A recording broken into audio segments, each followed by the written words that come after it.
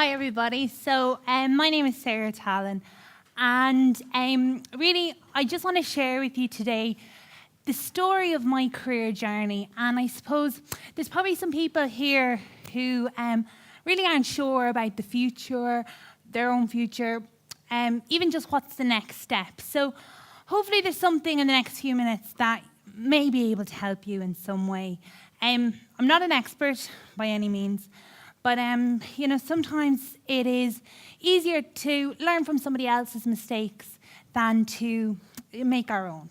Okay? So, no, sorry. I'm clearly the wrong side of Generation Y. Okay. So, this time 11 years ago, I was filling out my CAO form. So I think most people have been there and they can agree it's a very stressful time. So I was 17, I had big ideas of what I wanted to do. So my plans included pharmacy, accountancy, and even astrophysics. And that's only amongst other things. So I decided to do the most logical thing that I could think of, and that was just to order my courses by points, and basically let fate decide. So fate led me to financial and actuarial studies, or financial and actuarial science in DCU. So actually it ended up on my CAO form after a suggestion by a guidance counsellor.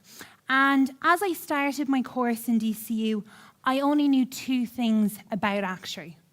The first was that it involved maths, and the second was that it was one of the highest paid professions in Ireland. So I loved maths and money, so I said, why not?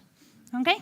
So I very quickly realized, and I think this is something that most students have, my expectation did not meet the reality. So this is my expectation of my course. And this was the reality, okay? So I was stuck in a maths course that didn't have any numbers. I felt cheated, but I was very stubborn, and I still am very stubborn. So I said, well, I'm not going to give up. So I stuck with the course, even though I didn't like it. Now, one of the things that kept me going was at the end of the 4 years, I had this pot of gold that I was looking forward to, okay? And money can be a really big incentive for people. So after I did a third-year placement as part of my course with an insurance company, I realised I'm never going to be an actuary.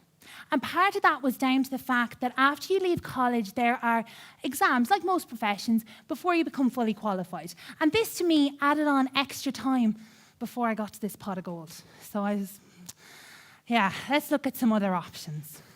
So after I left DCU, I started work for a UK finance company. So I had met some of the staff at a careers fair, and surprise, surprise, it was their promise of a high salary and all these travel opportunities that had me saying, where do I sign up? So I worked in London for about 4 years, and there were good parts and there were not so good parts. And I suppose overall I can look back and say, I really wasn't happy. But I think I was always told, you're not meant to like your job. You're not meant to. And the sad thing is I really believed this. And I think, this cartoon kind of says it all. So I had a very good job. I was working in an investment bank, and this was during the worldwide banking crisis.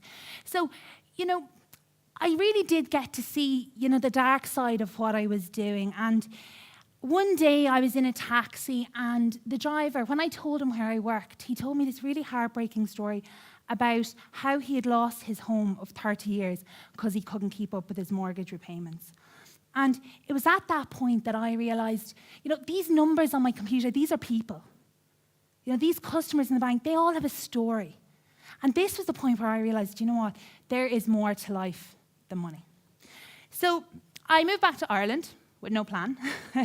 I had left what most people would consider a good job, and I considered a good job. And it was in a time where a lot of young people didn't have any jobs. And I had left it just because I was unhappy. So I was very lucky. My family were very supportive, but a lot of people questioned my sanity. What was I doing? I moved home, I worked in a small little office, and I did my systematic kinesiology diploma, and alongside of that, I helped my niece, who was doing her junior cert at the time, with maths. And she turned to me one day and she said, "Why don't you become a maths teacher?" And I went, "Yeah, a maths teacher, no. But it stuck, and I went, "Oh, okay, maybe this is something I can do." And I thought back to when I was in school, and it was something that I had put forward. And I'd actually been told in school, "You're too intelligent to be a teacher." How insulting is that, to think that the people who educate our future will be considered less intelligent than those who do other jobs? That to me is shocking. So I went and I applied for my professional master's in education, which replaced the HDIP 2 years ago, and I got accepted. And I've been teaching for 2 years, and I absolutely love it. I love it more than anything I've ever done. Every day I wake up and I think, yes. Now, there's days I have bad days, like everything, but overall, I love it. And this is really about, for the first time, I was following my instincts. I wasn't following money. I wasn't following a dream. I was following what I wanted to do. And I was very lucky to be able to take the chance to leave my job. Not many people are in that position. But what I'd love you to take away from today is that you can love your job.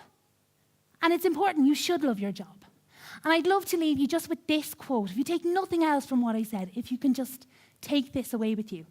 It's very easy to sell your time, but you can never buy it back. Thank you.